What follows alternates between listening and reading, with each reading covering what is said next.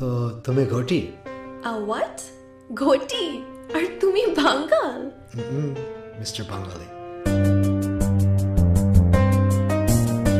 তুমি কি জানো তুমি কোথায়? তুমি একটা হিন্দু একজন মুসলমানের বাড়িতে দাঁড়িয়ে আছো।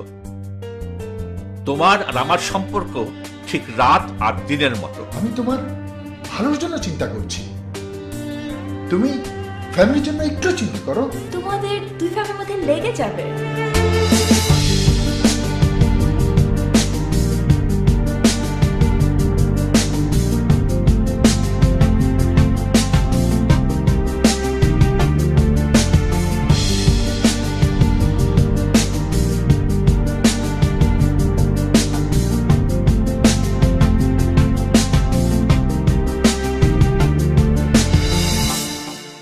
তুমি কি আমার ফ্যামিলির সাথে মন্দিরে যেতে পারতে?